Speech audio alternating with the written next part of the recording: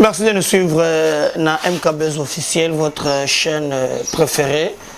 Vous nous suivez partout dans l'ordinateur, dans le téléphone, dans la voiture, dans le métro. Merci beaucoup. La confiance que vous allez chaque jour.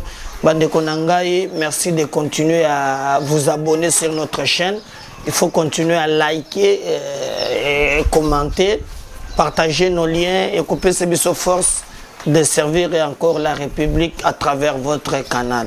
Mais n'oubliez pas, c'est le Kola Santos, na Kenya, Mikolo et Montozali ko dominer, mingi, partager lien na bandeko oyo tozana bango pembeni, kabolela bango lien, zala ambassadeur, stop ambassadrice ya chaîne na biso, yebisa bato baya ko s'abonner, baya ko liker à travers yo bato baye ba MKBZ officiel. Continuez vraiment de vous abonner massivement. Beaucoup plus de biso makasi ya ko servir bino bayebazo sala. Merci. Et Nazali Nande Komoko, je dois lire message naye azana Afrique du Sud. Il nous a même azali na société naye.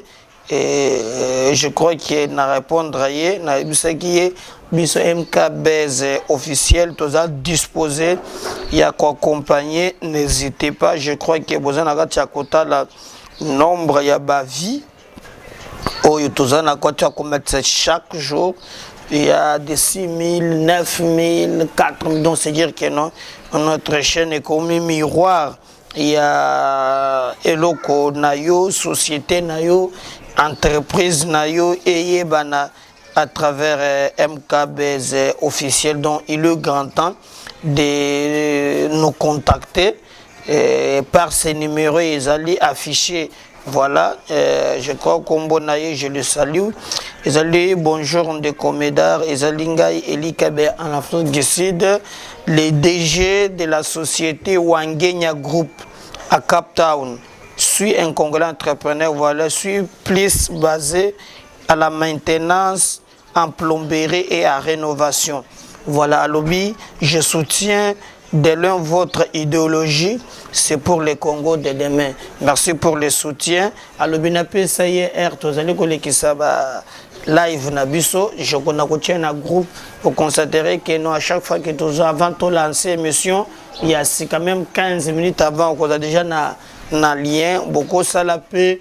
Loko laye donc société nayo oyo bato Afrique du Sud balandaka biso ebele ndela MKBZ ekoye bana donc contacter nous ndenge tozele ko nana bato bele tozo soutenir yo en tout cas nous te soutenons mais nana pour ça beau soutenir ngata na ba giga même ata na caméra naza na ba message ya soutien ce que tu fais c'est bien, nous te soutenons MKBZ naza na équipe munene. On a besoin de matériel, on a besoin même pour mettre nos vidéos là en ligne. Alors, Internet très compliqué, courant quand nous n'en parlons pas, nous montons ces images dans le groupe, nous mettons du carburant chaque jour. Je pense que nous sommes riches, mais on a besoin que de nous soutenir. Tout le monde a soutien et le quand même misala et une très bonne chose, mais aussi le moins c'est d'être notre partenaire. Moi, par exemple, dans la société biso tokoye bisabato base les services nayo chaque jour ils ont les cas par notre chaîne mokili koye ba musala oyo ozali ko sala. Bandeko nangai nini eleki réellement nandako ya John Nombi pona makambo ya Minduki baye bazinda ko ya John Nombi tala ni ba Minduki ezala que base logistique. Qu'est-ce qui se passe réellement? Le tout-puissant général Oyakima Kimboka, selon les informations Balobi, il a été impliqué dans le roi Chebeya. Lui, na canal naye Chebeya kozoliwa. Bana Cheboko tika la bazangi papa. Moi si azangi mobali. Mais quand il s'agit que ya samba, lui n'accepte pas la mort. lui n'accepte pas souffrir. Lui, il faut akima. Mais ba mususu nde ba mona passe. Ba okipa bandako ya l'état en désordre. O koko nyanga pesa bango. Na moya lelo baye bakomi na ndako na ye bakuti ke minduki ezalaki ebele. Mais baye koyebisa ngai na bato moko balobi mosala oyo ya zwaki parce que soki otali quand même na ba mboka na biso na ba général le balande cursus qui sempia ba olenga bato mubutu atindaka me batanga kelasi ya kiomuni kaza général ezana processus ya va mutoko maka même comme général Congo Kabila komisango kizoba zoba zaka osimbi machette o meme ya kutumba ya koita pa mbala moko général mboka moko ki général e komi lokola nguba. Mais sur l'andi cursus vraiment vraiment ba étape mutoko maka général ezali mais bango bazali bato bandeki ko zoa mission oyo spécial et salaka ba terminator pour des na ba mission ya passe bobona ki makambo ezalaki ya kamwena sapo obalo batinda ki bana mura mais ezalaki ba unité formée na union bazaka na minduki moko apart parce que na makambo ya manduki ezalaka na unité moko oyo na kati ya armée oyo ce qui pakaka na kotia bilembo na minduki. Ce qui fait que ata ceux qui manduki eza na ngambo bato batekeli yango ba rebelle et cause la repérable tango bitumbezo salem.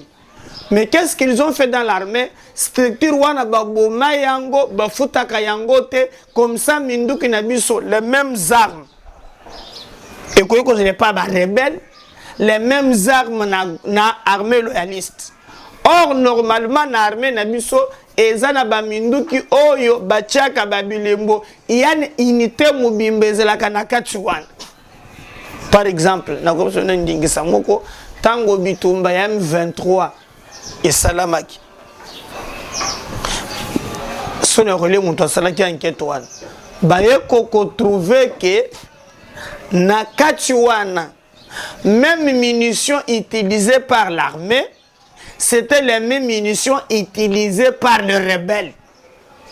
Donc il y a kaka baye toza na bango na kati armée bango na ba pesa kamanduki na ba rebelle.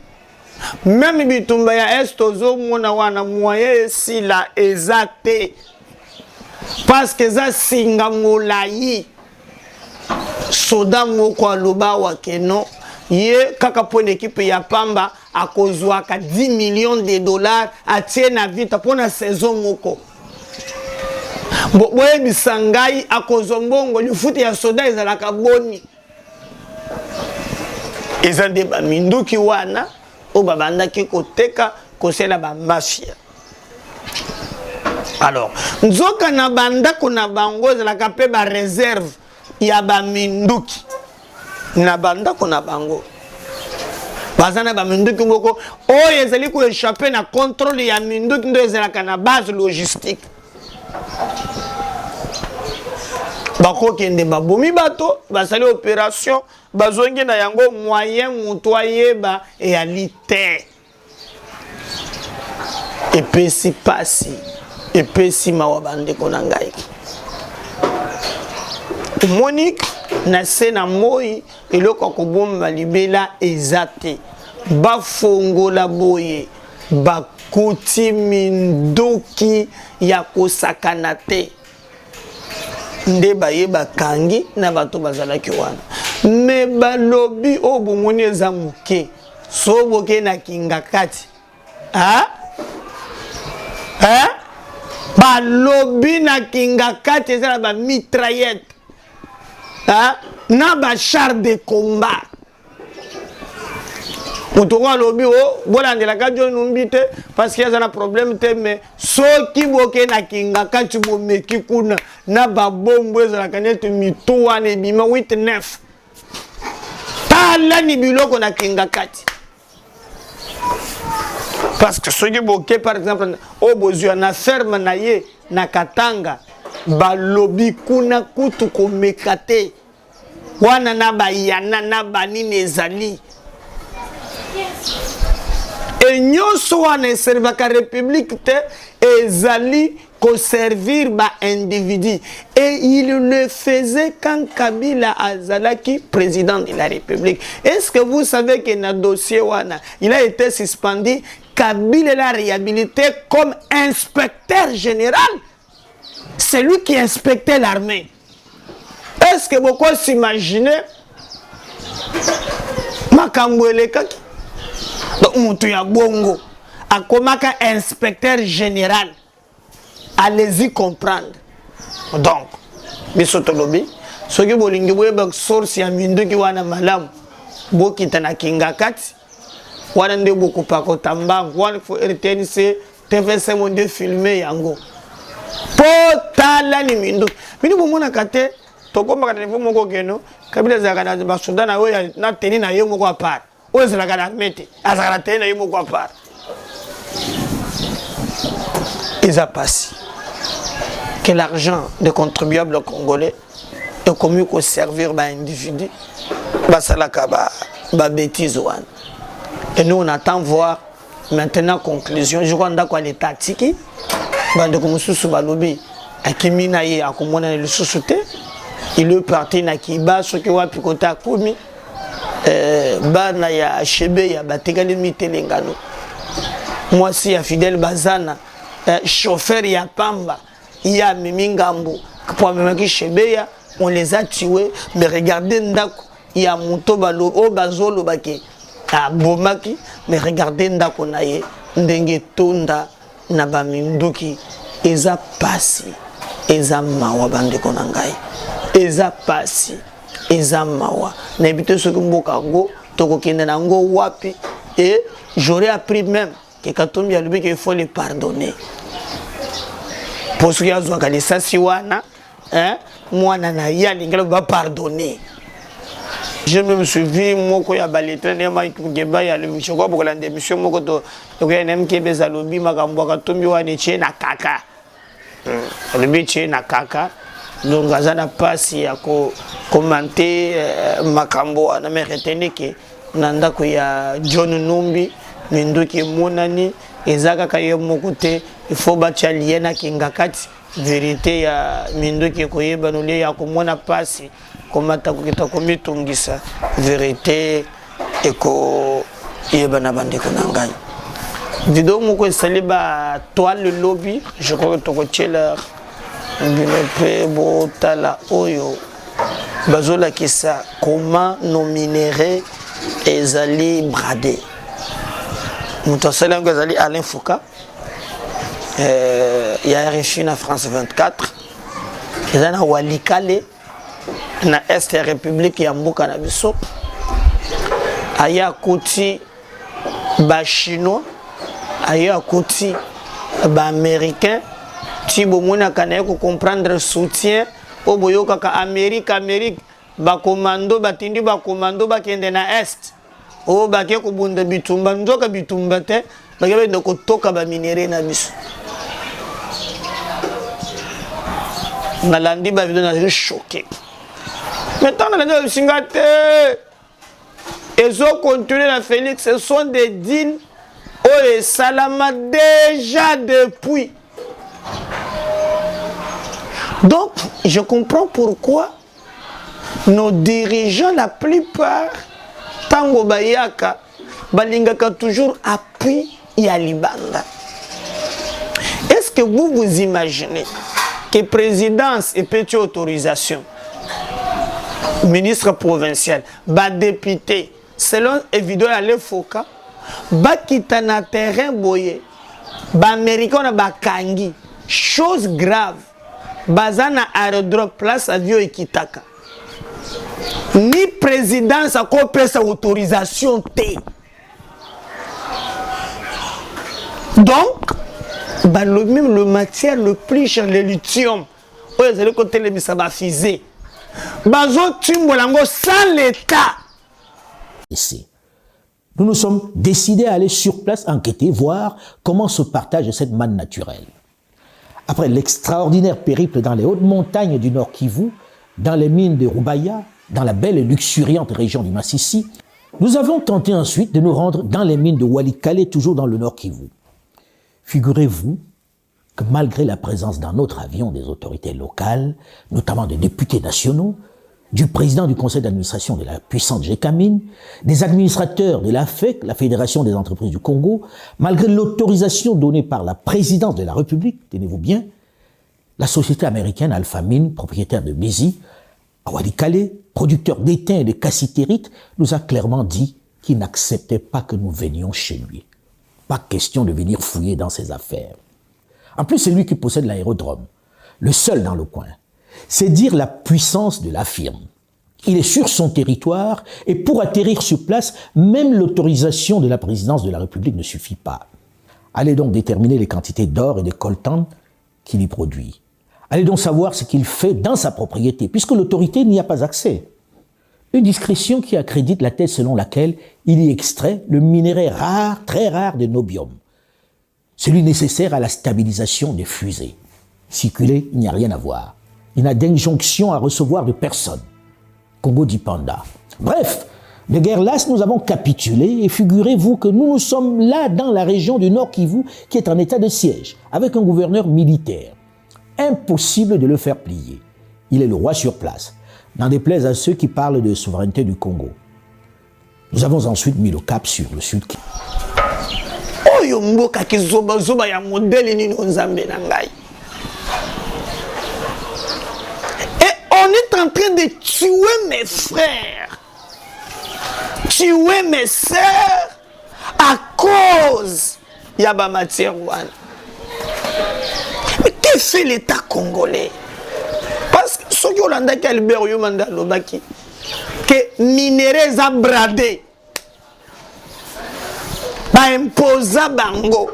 Mais Ezalaki Natango Yakabila, pourquoi ça continue encore même du temps de Félix? On ne peut pas faire des coopérations gagnant-gagnant. Comment les Américains, les Chinois, vont exploiter Nambo Cannabis sans que l'État a contrôlé? Non, c'est grave. Donc, on est au France à lobby, aux États-Unis à lobby. Donc, tous les manœuvres que tout le monde a fait, que Mike Caméra, Salakao, ou attendu les Américains à l'Est, et Zalakaba qui ont copié nos minéraux. Et nous sommes un pays à genoux. On a un petit calcul à Mickey. Mbokango, tout le monde a dit que bien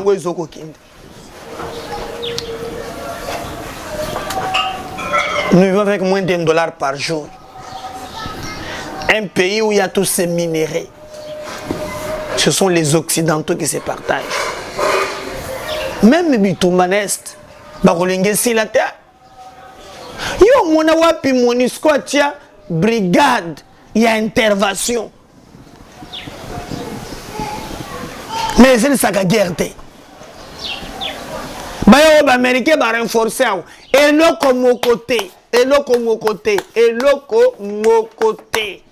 Batubazo, koba se kokoba na kukufa. Nathalie Majoua nazalaki choqué. Na moya lelo.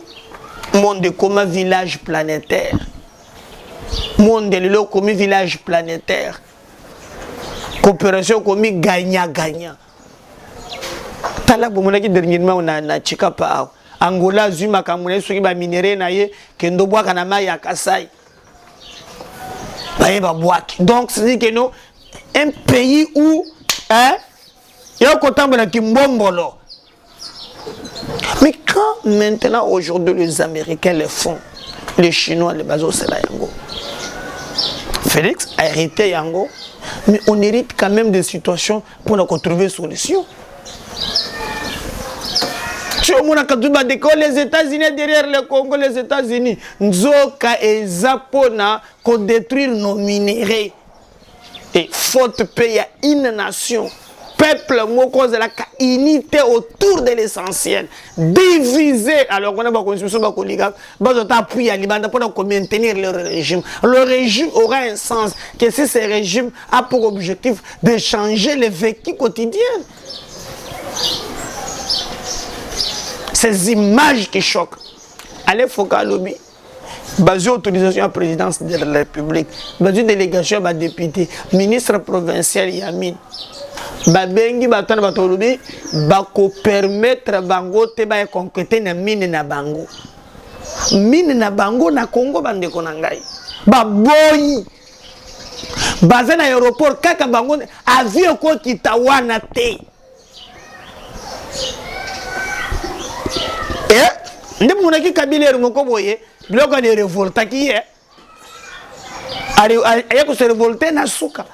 Maintenant, le président qui va tenter, il y a Koloba que non.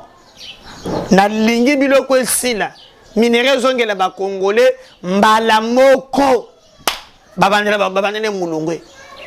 Et comme à l'interne, il n'y a pas une cohésion qui peut nous permettre ensemble, d'abord soutenir pour l'essentiel les athées, au combat que nous aurons des dirigeants faibles qui auront des comptes à rendre à ce qu'on appelle communauté internationale et on va piller nos minéraux. Nous ne raisonnons que nous y est pour plaire. Et puis si pas si na mawana motema bandeko. Et puis si pas si na motema. Je crois qu'il y a moyen, même cette Assemblée nationale, et qu'on peut travailler. Tout le monde peut Assemblée, télémi, bâtir ma commission. Il y a un bon akabitumba, il y a Est, bandeko, il y a boire à manger. Bandeko, bazana sima bayebi.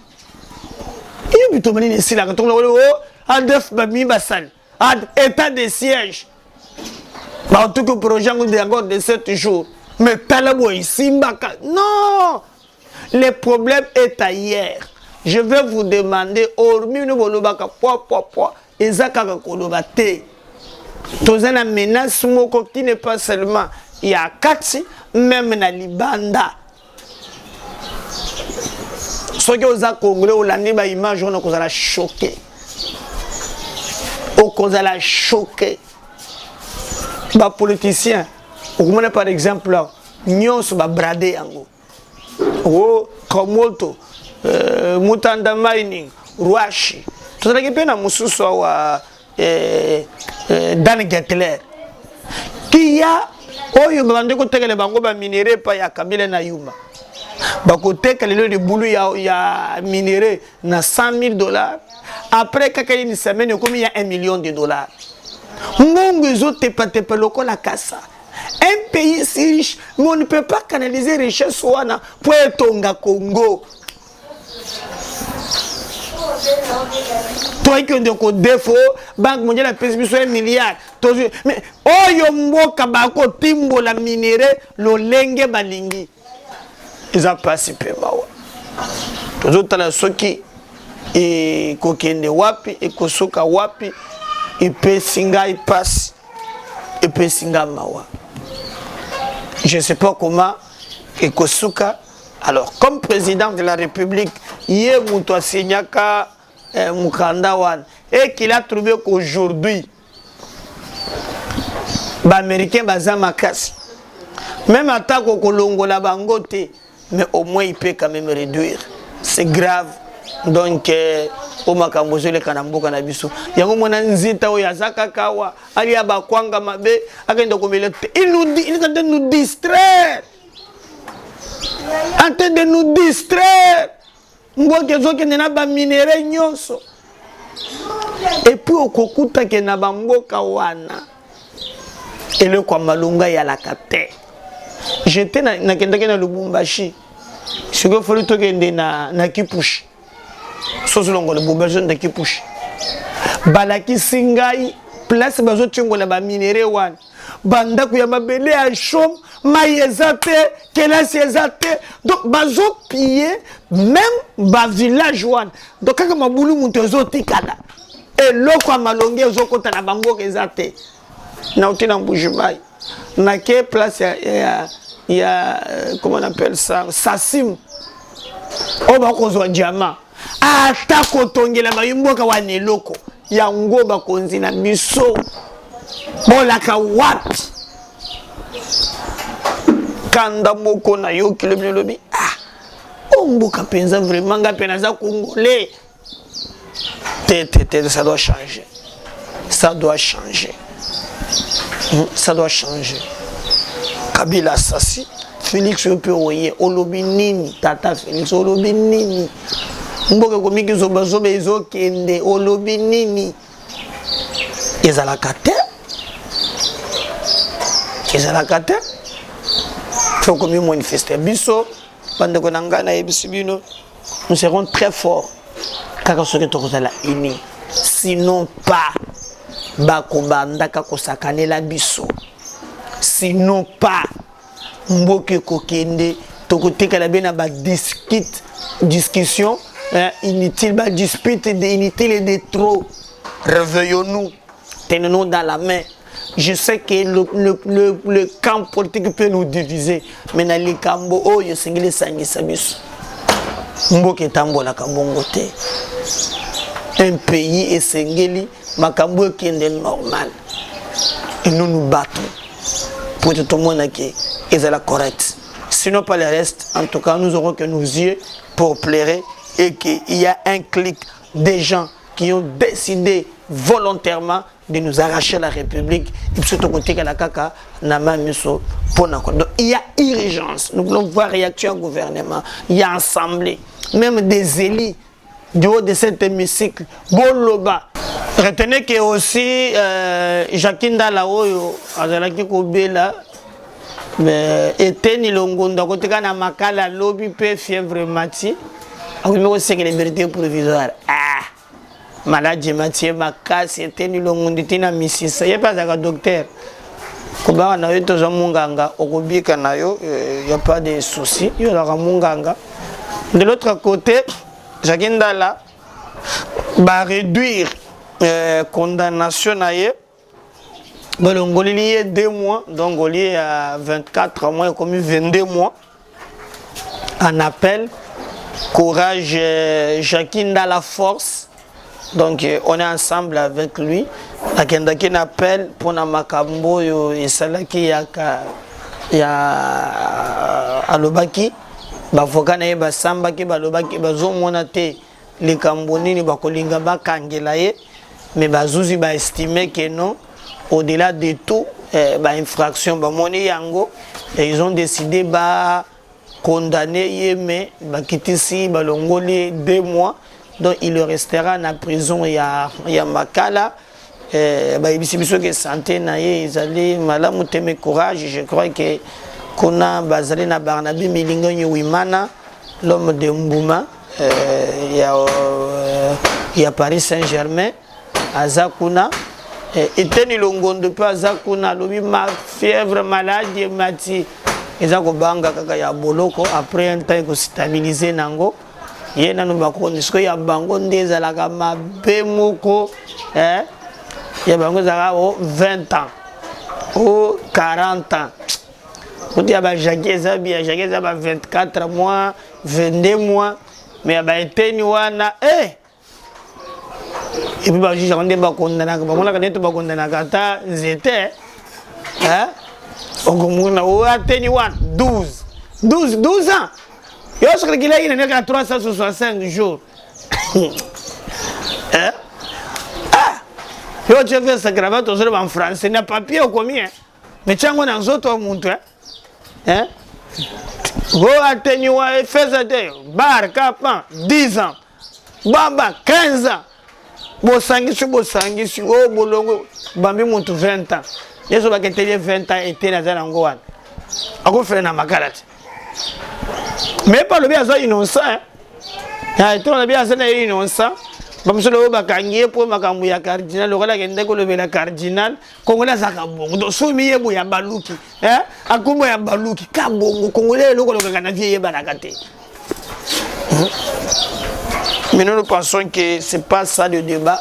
Le plus important, courage na bango nyonso justice esalama lolenge elenge bani lelo léopard akobeta na 14h na Tanzanie mboka yango batension mboka koseka ezalaka te mboka koseka ezalaka te nyonso nde mawa okomona boye ala fe boye o arbitre azalaki mabe o boye na boye tozozela mais bonne chance minere bazozwa kuna toseka ata na bale toseka ata na bale toseka kala tozonga ata na bale po biloko bayekokiti te koto minere bazozwa courant eza te ngunge epai donc okomona ke ba problème mayelaka te donc je sais pas koto bazwi baka ba million toseka ata na bale lelo en tout cas bonne chance na ba léopard mosala kitoko tout le monde a quand même que cette fois-ci mosala o beaucoup beta et ko profiter na ba congolais nyonso coach ya sika mutoye ba ko beta awa na martyr te pour le bena martyr pelouse c'est un technan no silité ba nyonso basali maintenant kata ba ko beta na stade ya Mazemba. Mais je sais que Mazembe au stade na ye moko boto beta la fois passée to pola kona le longo de moko poleza to sekata na bal bando na beaucoup tension et leki na dimension moko ya ko osakanate. Nous sommes ensemble to sengebino bo continuer na ko s'abonner massivement bo continuer na ko liker nos émissions bo continuer na ko commenter. Parce que le plus important pour nous, c'est tous là ensemble. Si Dieu ne revenait pas, ngai nabino ensemble, tokozonga pour na kosolola na actualité mususu. Zala ambassadeur, zala ambassadrice. Dans le baka toujours, va tout musuba découvrir MKBez à travers yo. Donc yo nde okomi ambassadeur, to ambassadrice nabiso. Soki otali, ozala na abonné te s'abonner. Na comprendre que Congolais te muninga senyo saboni ezaka ka ofine quand tu me saboni ozo na ko saboni ça motema passe non liker comment que liker aimer vidéo c'est rien pour ça la bongo pour beau pese biso makasi mais en tout cas je suis très reconnaissant na ba o penza vraiment bazali ko s'abonner na moni vraiment nombre d'abonnés na ko pesa bino et le côté ce qui merci et koki na nyonso que si Dieu ne revenait pas ngai na bino na kokutana après encore pour nous continuer à vous informer mais na le but toujours ba yebana ba sport bato lingi ma ni na bango yebana contactez-nous ce numéro WhatsApp là eza numéro eza WhatsApp. Donc avec ces numéros, on peut rester en contact et tous les jours décider et collaborer. À la prochaine.